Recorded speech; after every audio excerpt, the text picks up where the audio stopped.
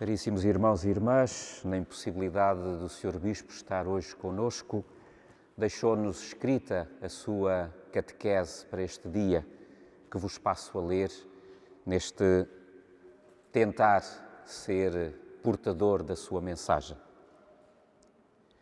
Por uma igreja sinodal, comunhão, participação e missão. Muitas pessoas se interrogam, e justificadamente, por que razão o Papa Francisco trouxe para a agenda da Igreja a questão da sinodalidade. A muitos soa como um tema novo, uma vez que têm, porventura, ouvido falar do sínodo dos bispos ou dos sínodos diocesanos, mas pouco ou nada da sinodalidade como modo de viver e de agir da Igreja. De facto, não se trata de um tema novo, pois faz parte da vida da Igreja Apostólica e de todas as gerações seguintes, mas encontra agora nova oportunidade, dado o percurso que a Igreja e a comunidade humana têm vindo a fazer na atualidade. Estamos num tempo diferente dos tempos passados e a leitura inspirada da realidade está a conduzir-nos para um modo de viver e agir enquanto Igreja que passa pela via da renovação, como condição para realizarmos a vocação e missão que recebemos. Do ponto de vista da fé que professamos, a Igreja de Deus foi sempre comunidade de discípulos, reunida por Jesus Cristo e animada pelo Espírito Santo, a caminho da casa do Pai. Assim foi fundada e assim tem percorrido o arco da sua longa história, com maior ou menor ânimo, com maior ou menor expressão e vitalidade, com maior ou menor fidelidade à sua vocação, com maior ou menor capacidade de dar testemunho da verdade e de influenciar o mundo. A Igreja é comunidade situada no tempo e no espaço, e desse modo é sinal ou sacramento vivo e atual da salvação de Deus por meio de Jesus Cristo. A Igreja sempre se sentiu impulsionada para estar atenta à voz de Deus, ao seguimento de Jesus Cristo e à inspiração do Espírito Santo. O Concílio Vaticano II fez um forte apelo a juntar à fé que professamos uma especial atenção à leitura dos sinais dos tempos, quando, na Gaudium et Spes, número 4, refere: para levar a cabo esta missão, é dever da Igreja investigar a todo momento os sinais dos tempos e interpretá-los à luz do Evangelho, para que assim possa responder, de modo adaptado em cada geração, às eternas perguntas dos homens acerca do sentido da vida presente e da futura e da relação entre ambas. E é por isso necessário conhecer e compreender o mundo em que vivemos, as suas esperanças e aspirações e o seu caráter tantas vezes dramático. No fundo, a Igreja volta à sinodalidade para, de forma mais adequada e de acordo com a sua identidade original, estar presente no mundo e desenvolver um modo de viver, de agir e de falar que encontre eco na humanidade concreta a que se dirige. É um facto que estamos numa situação peculiar da história da Igreja e da história do mundo, a que o documento preparatório do Sínodo chama tempo de mudanças epocais na sociedade e de passagem crucial na vida da Igreja. Não podemos, por isso, passar ao lado e sem reparar atentamente como se tudo estivesse como dantes ou como se não fosse urgente uma atenção especial à realidade para podermos interpretá-la à luz da Palavra de Deus e do Espírito Santo. São inúmeros os fenómenos que marcam a atualidade da sociedade e destacamos alguns. As mudanças operadas em áreas como a política, a economia, a cultura, as tensões criadas no mundo social e religioso, os fenómenos de massificação e fragmentação das sociedades, a ausência de sentido para a vida, os lugares da pobreza e da exclusão. Igualmente numerosas são as situações que afetam a vida da própria Igreja. O facto de ter deixado de ser uma referência cultural para a sociedade e já não se constituir como a cristandade de outros tempos, a mentalidade secularizada por um lado e os fundamentalismos religiosos por outro, a debilidade da comunidade cristã, tanto em matéria de fé como de ética, o reconhecimento da liberdade religiosa a par com as perseguições religiosas, a privatização da religião remetida para o espaço íntimo, a inadequação da linguagem evangelizadora e a pobreza do testemunho pessoal e eclesial. Com humildade, reconhecemos estar a passar por um tempo problemático e crítico para a Igreja.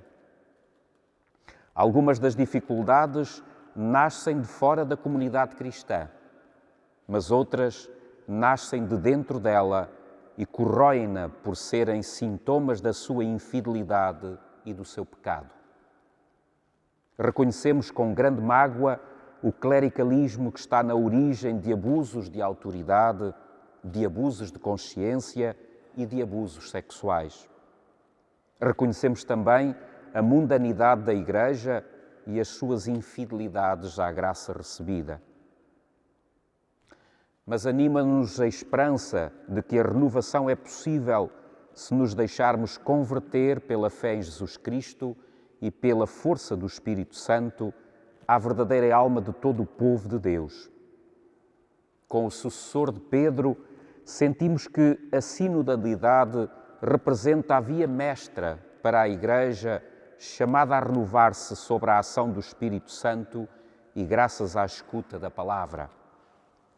Esta convicção e esta abertura à sinodalidade como porta de esperança para o futuro da realização da missão da Igreja no tempo presente, constitui já um indício claro de que, iluminados pelo Espírito Santo, estamos a fazer a requerida leitura dos sinais dos tempos e a iniciar uma nova fase da nossa história.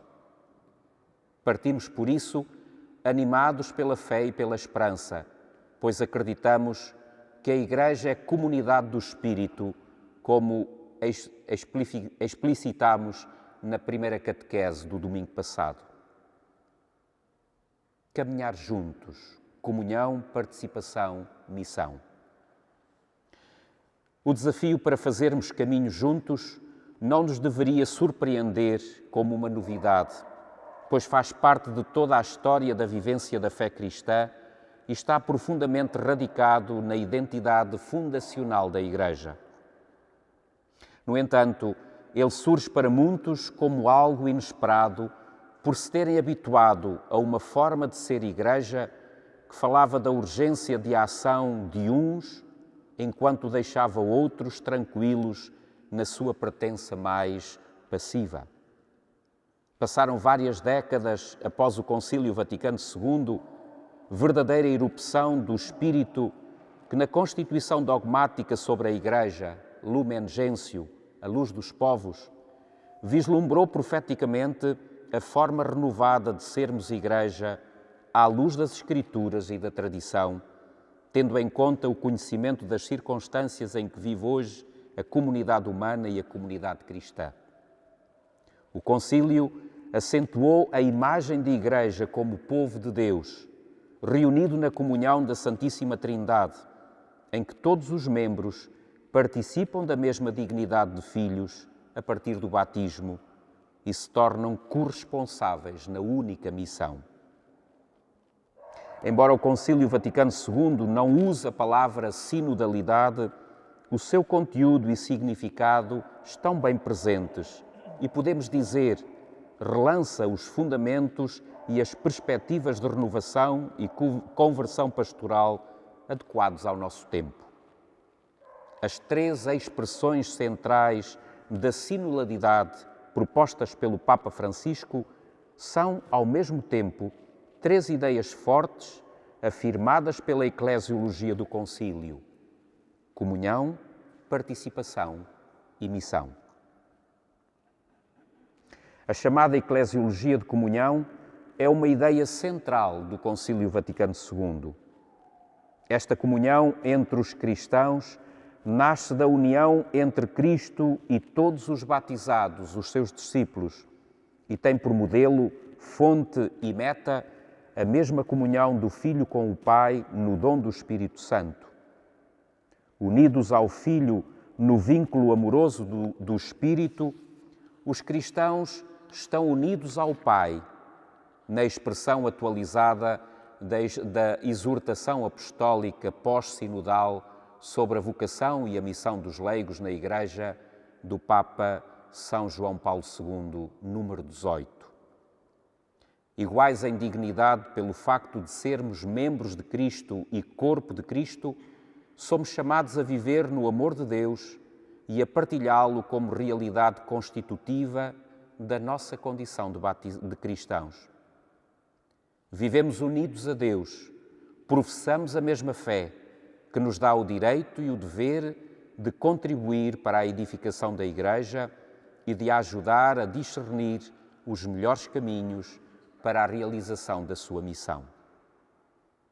Somos convidados a recuperar a teologia do sacerdócio comum dos fiéis, assente na dignidade do batismo, segundo a qual todos recebem a possibilidade de serem pessoas ativas dentro do corpo eclesial e na diversidade de carismas e ministérios que o mesmo Espírito nela suscita.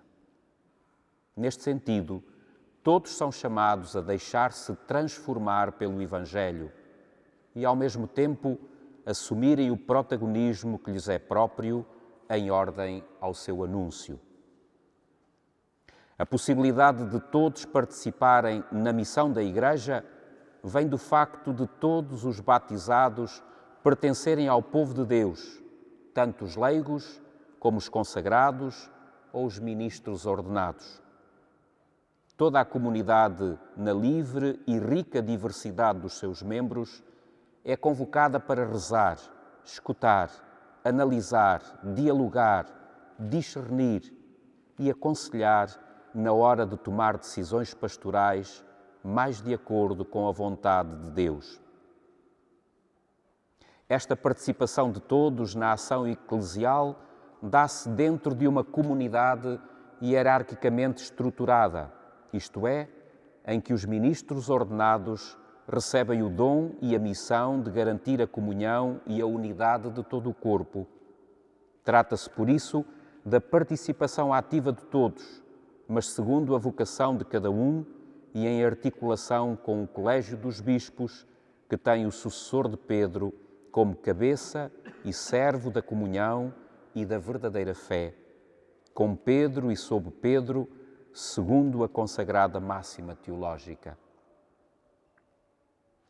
A Igreja existe para evangelizar. Esta é a sua missão, recebida do mandato de Jesus: ide pelo mundo inteiro, proclamai o Evangelho a toda a criatura. E é explicitado ao longo de toda a história da Igreja, com particular acentuação no século XX pela voz dos Papas Paulo VI, João Paulo II e Francisco. O processo sinodal tem também uma intencionalidade que consiste em criar as condições para que todos, dentro da Igreja, acolham o Evangelho que salva e realizem o anúncio do mesmo Evangelho para fora, onde ainda não foi feito o primeiro anúncio e onde a fé esmoreceu. Nesta perspectiva sinodal, a missão de evangelizar tem por sujeito todo o povo de Deus, na diversidade dos carismas, ministérios, funções e estados de vida.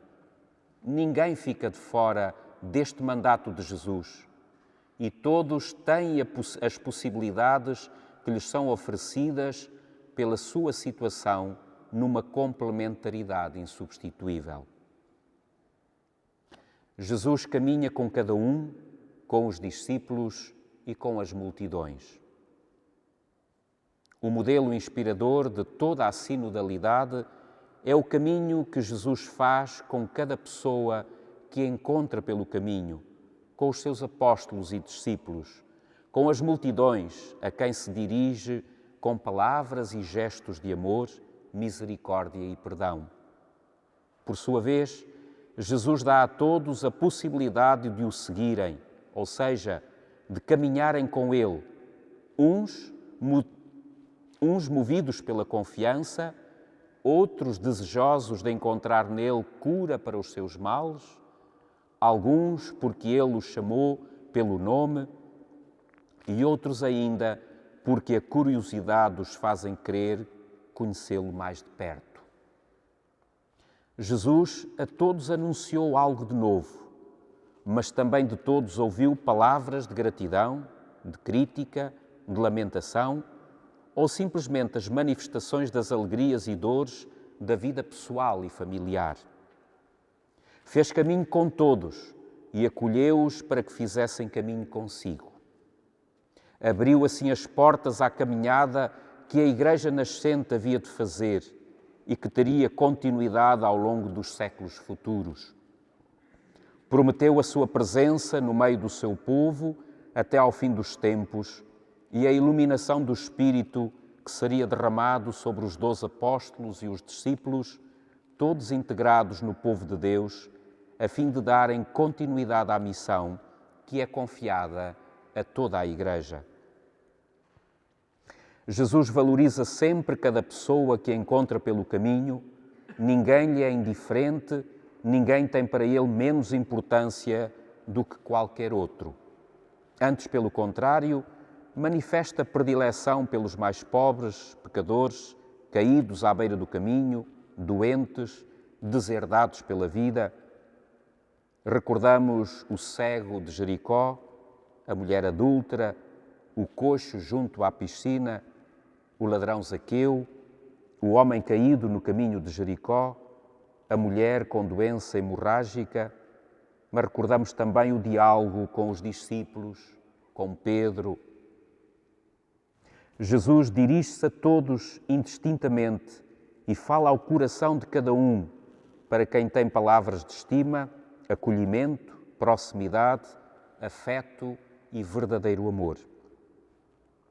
Está também disponível para escutar as palavras de cada um, mesmo que elas tragam em si o amargo de uma vida difícil ou a ideia do abandono por parte de Deus ou por parte dos outros.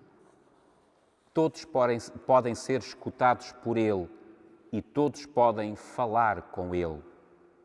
Jesus ouve mesmo as pessoas que são consideradas marginais dentro da tradição cultural e religiosa do seu tempo, porque são pessoas porque ama a todos sem discriminar ninguém. Os apóstolos, chamados diretamente por Jesus para andar com Ele, não são objeto de um privilégio que lhes dê poder ou a possibilidade de ficarem à parte num grupo separado, como havia tantos no mundo religioso de então. Eles são chamados para uma missão de acompanhar, escutar, consolar, ser portadores de bênção, de dar continuidade à presença viva de Jesus, sem o substituir, mas sempre para proporcionar o encontro salvífico de cada pessoa com Ele. Jesus faz caminho com as multidões. As páginas do Evangelho estão cheias de encontros de Jesus com as multidões que anseiam por cura, libertação, perdão, compreensão e acolhimento. São frequentemente multidões de pessoas cansadas e abatidas, como ovelhas sem pastor, e precisam de quem as acompanhe nos seus percursos de vida. Os apóstolos são enviados em seu nome para darem continuidade a essa presença e anunciarem a proximidade do reino de Deus. O bom pastor quer acompanhar a todos nos caminhos da vida e falo de modo concreto e adequado a cada pessoa, ao grupo dos apóstolos, às multidões. Diante dele, ninguém fica sem a atenção que lhe é devida e todos são tratados com a igual dignidade que possuem. Atitudes a tomar numa igreja sinodal. O caminho da igreja é longo e difícil e só podemos fazê-lo se formos fiéis à vocação que recebemos de ser filhos de Deus, irmãos em Jesus Cristo e comunidade iluminada pelas luzes do Espírito Santo. A nossa condição de povo santo de Deus reclama uma consciência renovada da fé que nos une e da igual dignidade que nos assiste. Daí nascem os desafios de comunhão, participação e missão, com todas as consequências de que esta realidade é portadora para todos os membros amados desta Igreja peregrina sobre a terra em direção à Pátria Celeste. O desafio da unidade é um dos mais queridos por Jesus, quando nos chama a segui-lo, a permanecer com Ele e a sair para anunciar as maravilhas que realiza em nós. Que todos sejam um, como nós somos um. Marcados pela cultura do individualismo, que penetrou também na Igreja, havemos de deixar-nos converter pelo espírito da unidade, que é o espírito do amor e da comunhão. Somos todos juntos servos de Deus, servos da Igreja e servos da humanidade, e nada nos pode separar de Deus e uns dos outros para que o mundo creia e se salve.